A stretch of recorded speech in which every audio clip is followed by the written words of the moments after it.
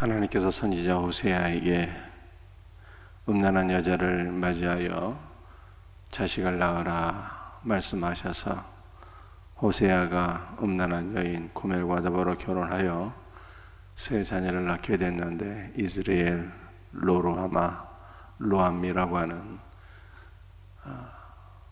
세 자녀를 낳게 되었죠. 이 세 자녀의 이름은 다 우상숭배에 빠진 이스라엘을 향한 경고의 메시지를 전하게 되었습니다. 이스라엘 흩으신다라고 하는 심판에 관한 이름이었고요. 로루하마는 다시는 국리를 여기지 않겠다고 하는 이름이었고, 로암미는 내 백성이 아니라고 하는 뜻이었습니다. 이렇게 음란한 여인 고멜을 맞이하여 세 자녀를 낳았는데, 문제는 이 여인이 다시 바람이 나서 남편을 떠나게 된 거예요.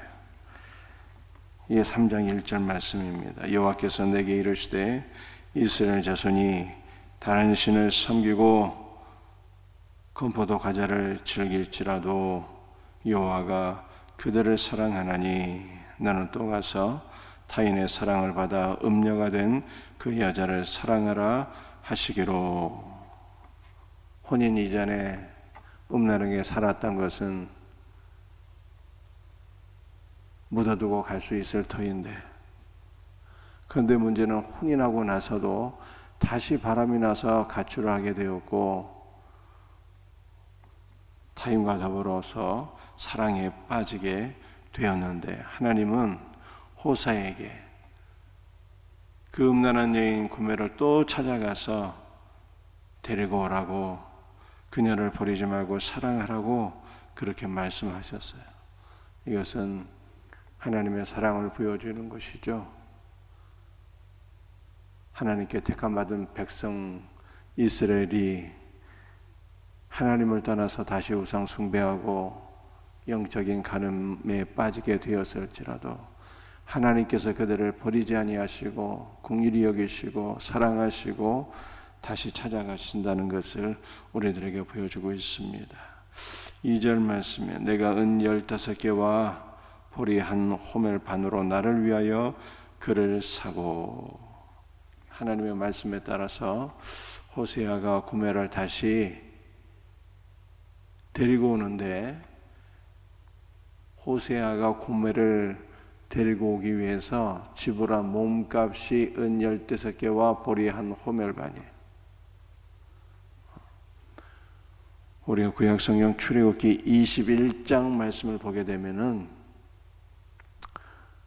노예의 몸값이 은 30세겔입니다. 한 주인이 있어서 소가 있는데 소가 종을 받아 죽이게 되면, 다른 사람의 종을 받아서 죽게 되면은 그 주인에게 종의 몸값을 물어줘야 되는데 그것이 은 30세겔이에요. 그런데 호세아가 가출해서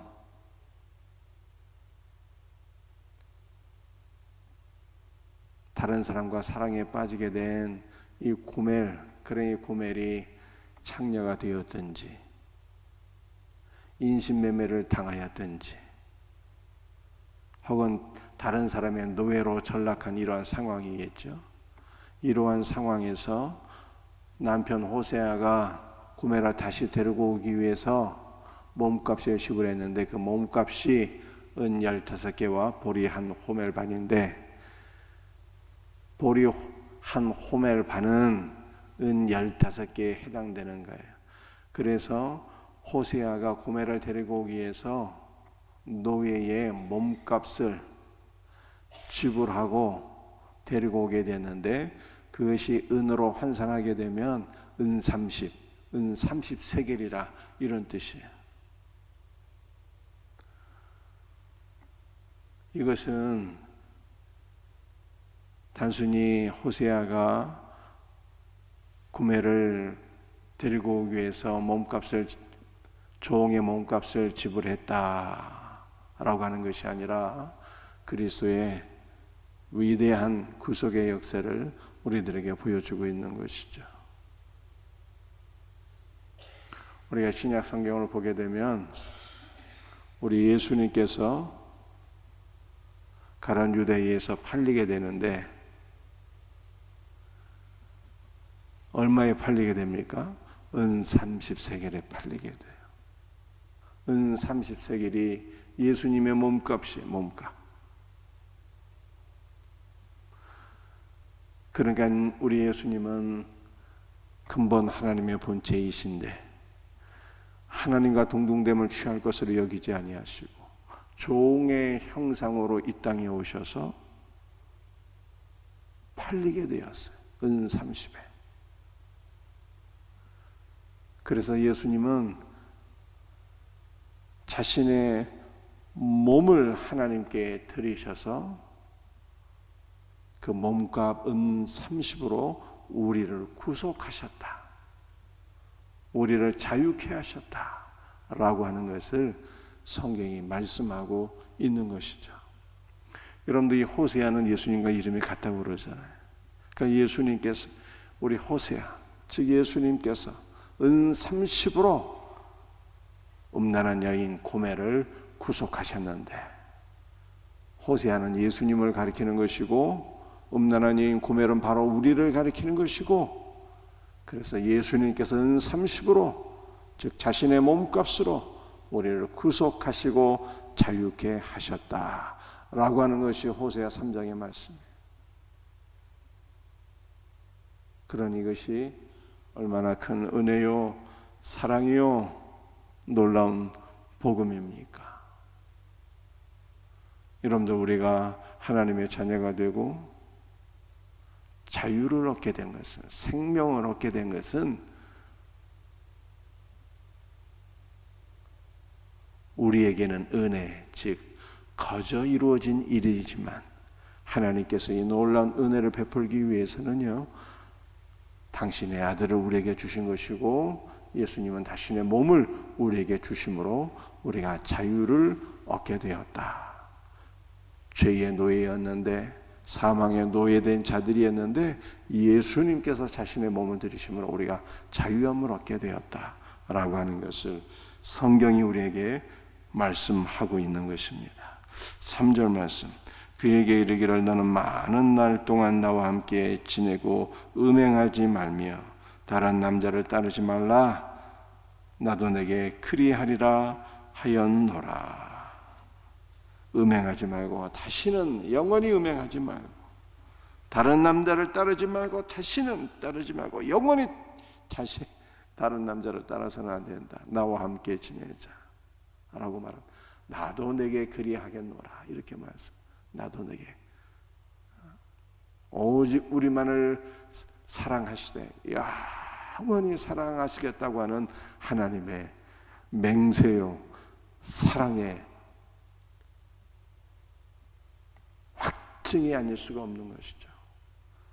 이게 얼마나 감사합니까? 하나님께서 우리가 2장에서는 우리에게 장가들기 위해서 5가지 지참금을 지불하시잖아요.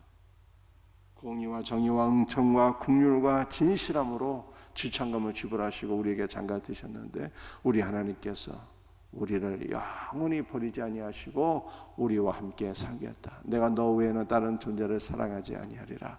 이렇게 말씀하고 계시니 얼마나 감사합니까? 우리는 하나님께서 우리를 사랑하신 그 사랑으로 하나님을 사랑하는 자가 되어야 돼요.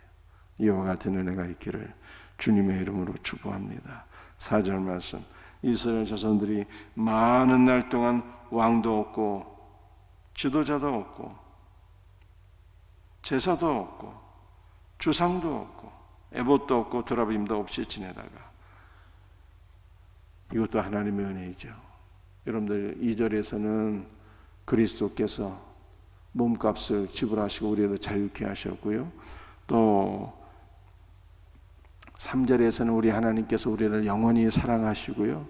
그러므로 4절에서는 변화가 일어나는 거예요.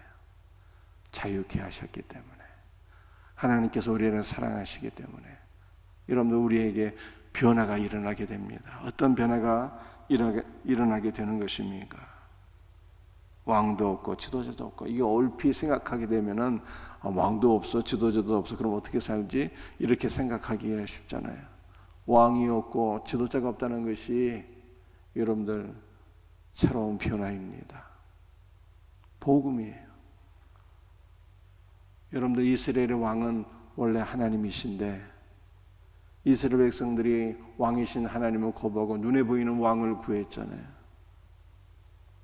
눈에 보이는 왕을 구하는 것이 하나님을 불신하는 것이었고 이것이 가장 큰 죄였어요. 그래서 이스라엘 백성들이 사무엘에게 눈에 보이는 왕을 구한 것이 얼마나 악한 일인가라고 하는 것을 하나님께서 보여주셨는데, 그날에 하나님께서 천둥 번개를 내리시니 이스라엘이 두려워하고 벌벌 떨게 되었다 라고 하는 것을 성경이 말씀하고 있지 않습니까? 그러므로 눈에 보이는 왕도 없고 지도자가 없다는 것은 하나님께서 이제 이스라엘 백성들에게 왕이 되어주시고 참 지도자가 되어주시고 하나님께서 이스라엘을 하나님의 백성으로 삼으시고 통치하신다는 말씀이니 얼마나 놀라운 말씀입니까? 왕도 없고 지도자도 없고 제사도 없고 주상도 없게 되었어요.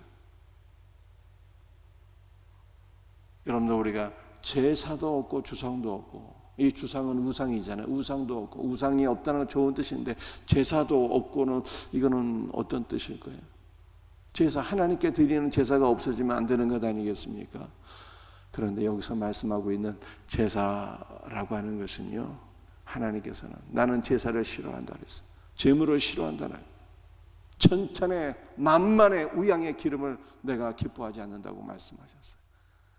아무리 많은 제사가 있을지라도 형식적인 제사, 믿음이 결여되고 사랑이 결여된 그 제사를 내가 기뻐하지 않는다고 그랬어요. 하나님께서 기뻐하시는 것은 믿음이에요. 하나님께서 기뻐하시는 것은 사랑인 거예요. 형식적인 제사가 없어지니 이 복음이에요. 이스라엘 백성들에게 참 변화가 있게 되는 거예요. 제사도 없고 주상도 없고,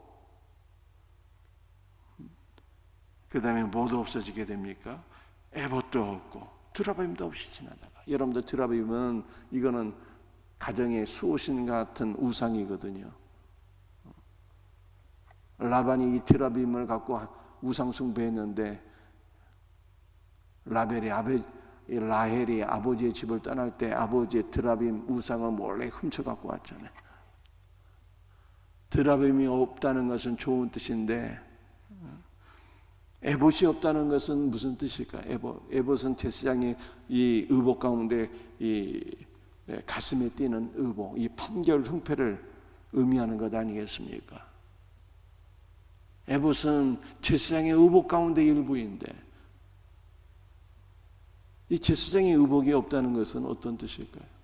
여러분들, 나중에 기드온 시절에 이스라엘 백성들이 에봇을 음란하게 섬겼다라고 하는 말이 나와요.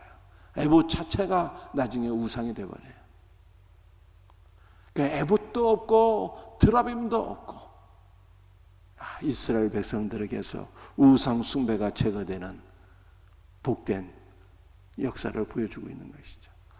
왕도 없고 지도자도 없고, 하나님께서 이 눈에 보이는 왕을, 인간적인 왕이 아니라 이제는 하나님이 왕이 되어주시는 역사, 얼마나 복된 일입니까? 제사도 없고 주상도 없고 형식적인 예배가 사라지고 참된 예배가 회복되는, 에봇도 없고 드라빔도 없고 하나님께서 가증히 여기시는 우상 숭배는 이제 다 없어지고, 마지막 5절 말씀, 그 후에 이스라엘 자손이 돌아와서 그들의 하나님 여호와와 그들의 왕 다윗을 찾고 마지막 날에는 여호와를 경외함으로 여호와와 그의 은총으로 나아가리라. 그리스도의 몸값으로 자유함을 얻었습니다. 하나님께서 영원히 그들을 사랑하십니다. 그래서 그들의 삶의 변화가 이루어지게 됩니다. 모든 부정적인 것들이 다 제거됩니다. 6가지 부정적인 것들이 제거돼요. 그래서 마지막 5절 말씀을 보게 되면은 제거될 것이 제거된 이후에는 이제 이스라엘 백성들이 어떻게 된다는 것입니까? 여호와 하나님과 그들의 왕 다윗을 찾고. 여러분들, 그들의 왕 다윗은 어떠한 뜻일까요? 여호와 하나님과 이스라엘의 메시아 예수 그리스도를 찾고, 예수님께서 다윗의 후손으로 이 땅에 오시잖아요. 이스라엘 백성들이 드디어 이제는 하나님을 찾고 이스라엘의 메시아 예수 그리스도를 찾고 그의 은총 안으로 들어가게 되는 놀라운 역사를 성경에 말씀하고 있습니다. 그러니까 여러분들이 이 3장 말씀을 결론을 보게 되면은 예수님께서 몸값을 지불하시고 우리를 자유케 하셨잖아요. 그런데 죄의 노예에서 자유함을 얻고 사망의 노예에서 자유함을 얻고 마귀의 노예된 상태에서 자유함을 얻게 되었는데, 이제 자유함을 얻은 것은 시작이요 마지막은 무엇이냐? 우리가 여호와 하나님과 우리의 왕 예수 그리스도를 찾고 그분의 사랑 안으로 들어가는 거예요. 그의 은총 안으로, 그분의 사랑 안으로 들어가는 거예요. 자유함을 얻는 것으로 끝나는 것이 아니라 그분의 사랑 안으로 들어가서 아버지와 아들과 더불어서 연합되는 것, 한 몸으로 연합되는 것, 이것이 신앙의 마지막인 거예요. 그리스도와 한 몸으로 연합되는 것. 이 놀라운 은혜가 우리 모두에게 더욱더 풍성하게 넘치기를 주 예수의 이름으로 축복합니다. 기도하시겠어요? 아버지 하나님, 감사와 찬송과 영광을 주 앞에 돌려드립니다. 우리 구주 예수 그리스도께서 은 30으로 몸값을 지불하시고 우리의 몸값을 지불하시고 우리를 죄와 사망과 마귀의 노예된 상태에서 구속하시고 자유케 하셨나이다. 우리 주님께서 영원히 우리를 사랑하시고 우리와 함께 하심으로 말미암아 우리의 삶에 제거될 것은 다 제거되는 역사가 이루어지게 된 것을 믿습니다. 이제 우리가 더욱더 여호와 하나님과 우리의 왕 다윗을 찾고 온전히 우리 구주 예수 그리스도와 하나가 되는 그분의 사랑과 은총 안으로 들어가서 우리 구주 예수 그리스도와 하나가 되는 놀라운 역사가 우리 모든 성도들에게 더욱더 넘쳐나게 하옵소서. 감사하고 거룩하신 예수 그리스도의 이름 받들어 간절히 기도드리옵나이다. 아멘. 주신 말씀 붙잡고 기도하시고 주의 몸된 교회와 또 나라와 민족과 선교제를 위해서 기도합시다. 하반기 우리 셀 전도 축제를 위해서 특별히 간절한 마음으로 기도할 수 있기를 바랍니다. 또한 여러분의 개인적인 기도의 제목을 붙잡고 다 같이 기도하고 돌아갈 수 있기를 원합니다. 주여 삼창 부르짖으며 기도합시다. 주여 주여 주여 역사하여 주옵소서.